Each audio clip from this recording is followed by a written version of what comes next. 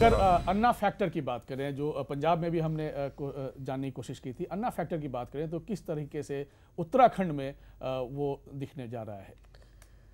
अगर अन्ना किसी पार्टी के खिलाफ वोट करते हैं तो अभी भी देखिए लगभग 80% लोगों का मानना यह है कि 101 से फैसला वो कर रहे हैं, और उसका कारण भी वही है कि भ्रष्टाचार के खिलाफ अगर वोट करना है, और भ्रष्टाचार की इमेज अगर अभी जो बीजेपी की सरकार है उसके साथ में चस्पा है, तो लोगों के लिए ये डाइजेस्ट करना बड़ा मुश्किल हो रहा है कि हम कांग्रेस के खिलाफ वहां पे वोट दें। ये बात कांग्रेस के पक्ष या कांग्रेस के विरोध की नहीं है, ये भ्रष्टाचार के पक्ष या भ्रष्टाचार के विरोध की है। और रही बात खंडूरी के आने की, तो मेरा मानना यह है कि खंडूरी जो बीजेपी काफी ज्यादा नेगेटिव में थे उससे काफी ऊपर लाए हैं, लेकिन वो अभी बैलेंस शीट को पॉजिटिव में ला पाए हैं कि नहीं ला पाए हैं, ये अभी भी। लेकिन सतीश जी, ये जो निशंक को भ्रष्टाचार के आरोप में ही हटाया गया और खंडूरी को उनकी जगह दी गई, स्वविवेक से फैसला करेंगे वोटर, 80% लगभग 78% अन्ना का असर नहीं है, लेकिन कहीं न कहीं करप्शन उसमें एक दिख रहा है फैक्टर के रूप में। क्या लगता है कि बीजेपी को जो बीते वर्षों में जो सत्ता रही है उसको लेकर कहाँ नुकसान हो सकता है इस मामले में? देखिए, पंजाब और अगर आप उत्तराखंड की बात करते हैं तो भौगोलिक तौर पे ज्योग्राफी कंडीशन को देखिए तो पंजाब में और उसमें ज़मीन आसमान का फ़र्क है।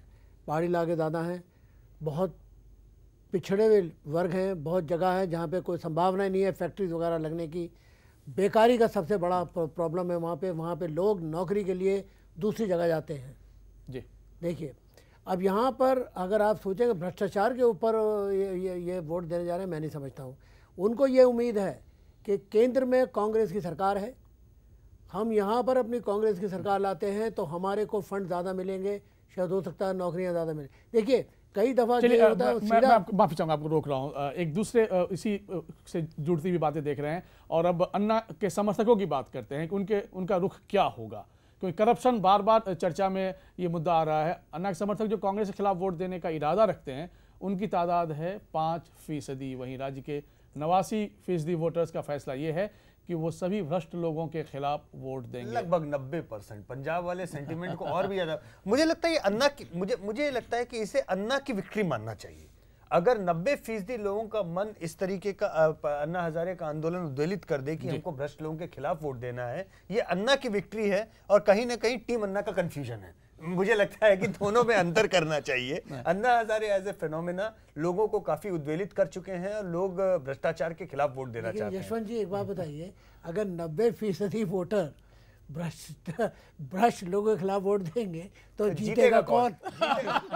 ये सवाल बहुत अच्छा है। जीतेगा वही जिसकी कमीज जो है थोड़ी सी ज्यादा कम मैली होगी, ज्यादा सफेद नहीं कहना चाहिए, जो थोड़ी कम मैली होगी जीतेगा मैली हो जाएगी। तो आगे बढ़ते हैं। अब ये जानने की कोशिश करते हैं कि अगर उत्तराखंड में आज की तारीख में वोट हो तो किस पार्टी के हक में क्या जाएगा? जी यशवंत जी। मोटे तौर पे आपको आंकड़े जो सामने दिखाई दे रहे हैं उसमें 3% वोट का नेगेटिव स्विंग बीजेपी के खिलाफ दिख रहा है, और बाकी लोगों के जो नेगेटिव स्विंग आ रहे हैं वो अपनी जगह पे हैं। लेकिन कांग्रेस को 4% का एक पॉजिटिव स्विंग दिख रहा है यहाँ पे, जो उत्तराखंड जैसे राज्य में एक बड़ा स्विंग मैं मानूंगा, जिस तरीके का यहाँ पे बाइपोलर कंटेस्ट है। और साथ में जो मैं बीएसपी की बात कर रहा था, आप देखिए 14% वोट छोटे नहीं होते किसी भी राज्य के लिए। और ये 14% वोट अगर आप बोले मैदानी इलाकों में कंसंट्रेशन की बात करें तो जिन इलाकों में बीएसपी लड़ रही है या उसका वजूद है वहां पे ये वोट तकरीबन 25% के आसपास है।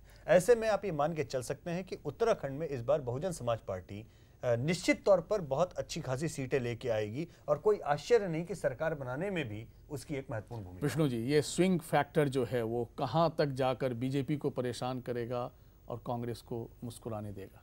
निश्चित रूप से ये जो स्थिति है इस समय, और कि कांग्रेस जो है वो इसका फ़ायदा अल्टीमेट कांग्रेस को तो मिलना ही है, इसमें तो कोई शक है नहीं जी। और अब बीएसपी वहाँ उसकी कितनी मदद करती है नहीं करती, या बीएसपी की मदद की कांग्रेस को ज़रूरत वहाँ होगी या नहीं होगी, ये ज़रूर सवाल है।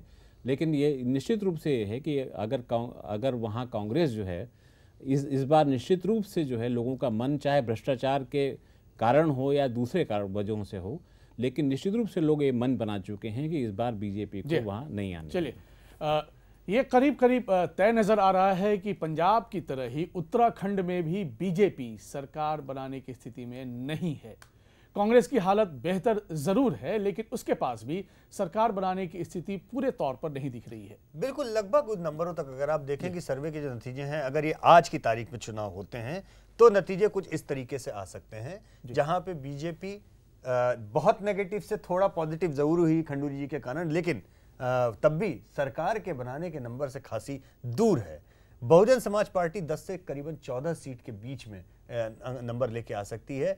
कांग्रेस लगभग मेजॉरिटी के पास में है, लगभग मेजॉरिटी के पास में है। हो सकता है कि मेजॉरिटी का आंकड़ा टच भी कर ले, लेकिन आज की तारीख में जो स्थितियां उसको देख के ऐसा लगता है कि बहुजन समाज पार्टी उत्तराखंड में किंग मेकर के रोल में आने की संभावना टटोल सकती है। मधुकर जी, आप कुछ बहुत अच्छी बात कुछ कहने जा रहे हैं? नहीं, बहुत अच्छी बात तो मैं सिर्फ ये कह रहा था, अच्छी बात कहते हैं। इसमें सिर्फ ये कह रहा था कि ये जो तीनों राज्य आज जिनकी आप चर्चा कर रहे हैं, जिनके सर्वे का जिक्र कर रहे हैं, इन तीनों राज्यों में कांग्रेस सत्ता में नहीं है और एंटी इनकम्बेंसी का फायदा अगर कुछ होना है तो डिफॉल्ट फायदा उसी को होने वाला है। तो हम दरअसल एक गलत जमीन पर खड़े होकर ये चर्चा कर रहे हैं। सतीश जी से बहुत क्विक रिएक्शन लेते हैं उत्तराखंड की इस तस्वीर को देखते हुए।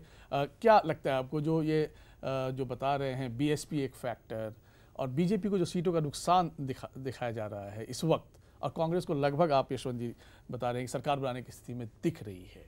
देखिए, ऐसा है, जो हाथी है जी, उसके बल पे बीजेपी दोबारा आ सकती है अगर वो किंग मेकर हैं। ज़रूर हम लोग ये मान के क्यों चल रहे हैं कि बीएसपी का जो है उसको कांग्रेस को ही फ़ायदा होगा।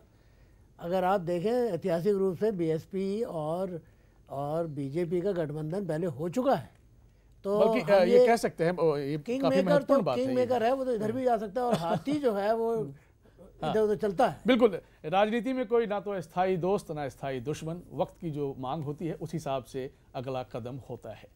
और एक छोटा सा ब्रेक लेंगे, ब्रेक के बाद हम बात करेंगे इस 5 राज्यों में हो रहे चुनाव में जो सबसे बड़ा राज्य है उत्तर प्रदेश, जहां टक्कर माया और मुलायम के बीच है और कई सारे फैक्टर्स वहां काम कर रहे हैं। देखेंगे, चर्चा करेंगे, हम बताएंगे। बने रहिए P7 के साथ।